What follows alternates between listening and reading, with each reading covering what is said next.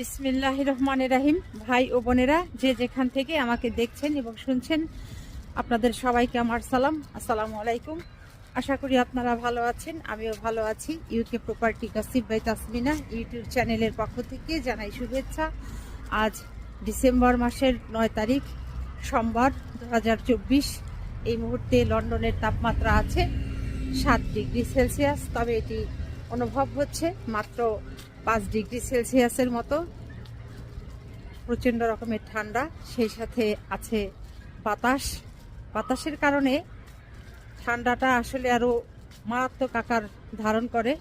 তো যা হোক, আজ আপনাদের সাথে যে বিষয়টি নিয়ে কথা বলতে চাচ্ছি সেটা হলো যে ভারতের পশ্চিমবঙ্গ কলিকাতা থেকে একের পর এক শুভেন্দ্র অধিকারী বাংলাদেশ সম্পর্কে মিথ্যাচার করে যাচ্ছে, মিথ্যা কথা মিডিয়ার সামনে অনর্গল বলে যাচ্ছে।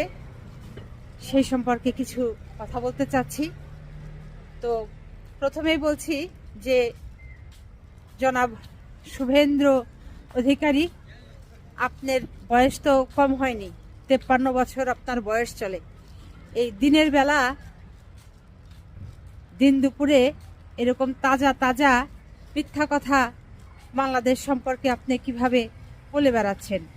সেই সাথে বাংলাদেশের বর্তমান যিনি প্রধান উপদেষ্টা আছেন জনাব ডক্টর মোহাম্মদ ইউনূস সাহেব, তিনিই কিন্তু একজন সম্মানী ব্যক্তি। সারা পৃথিবীর মানুষই তাকে চেনেন, তাকে সম্মান দিয়ে কথা বলেন, কিন্তু আপনি তার সম্পর্কে আজে বাজে কথা বলছেন, মন্তব্য করছেন। সেই সাথে বাংলাদেশের আলেম ওলামা সমাজের যারা গণ্যমান্য ব্যক্তিবর্গ আছেন তাদেরকেও আপনি যাতা বলছেন, কটাক্ষ করে কথা বলছেন। দয়া করে মুখটা এবার বন্ধ করুন। বাংলাদেশ সম্পর্কে এবং বাংলাদেশের সম্মানিত ব্যক্তিদেরকে নিয়ে আপনার কটূক্তি দয়া করে বন্ধ করুন। অনেক করেছেন। আপনাদের কলিকাতার ব্যবসার তো আপনি 12টা বাজিয়ে দিয়েছেন।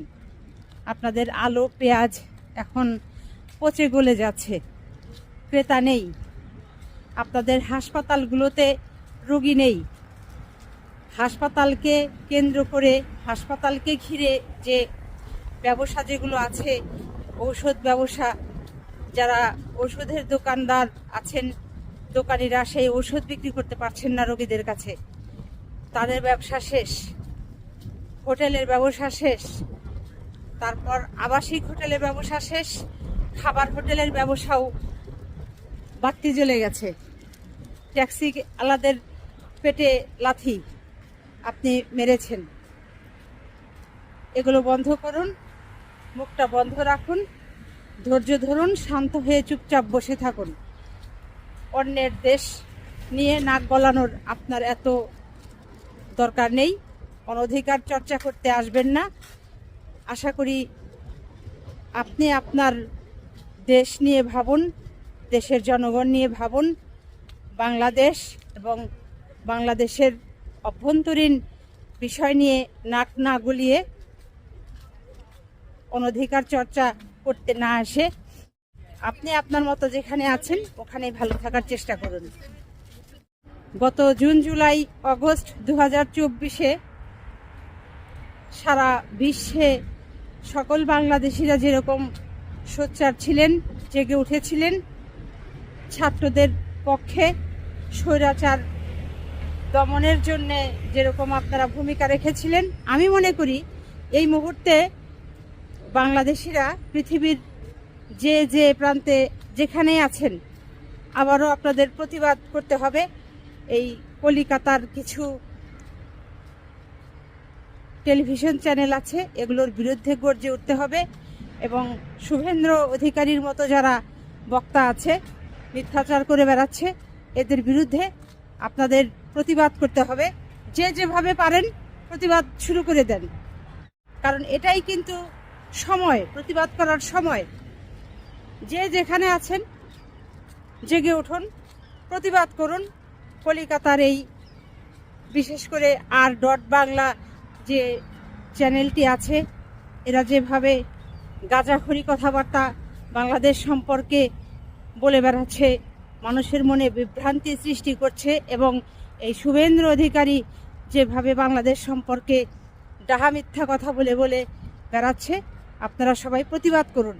যে যেখানে আছেন সেখান থেকেই প্রতিবাদ করুন।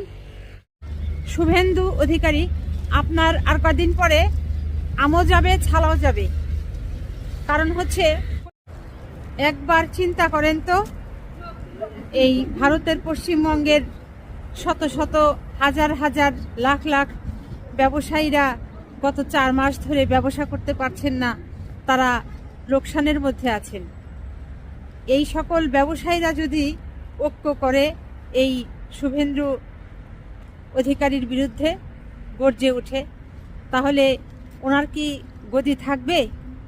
উনি গদিতে টিকে থাকতে পারবেন? উনি তো গদিতে টিকে থাকতে পারবেন না।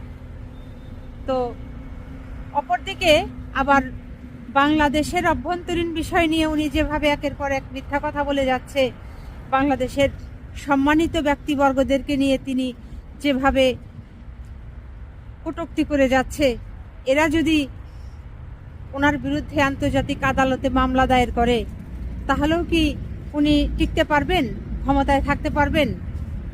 সবশেষে দেখা যাবে যে ওই শুভেন্দু অধিকারীর আমও যাবে, ছালাও যাবে।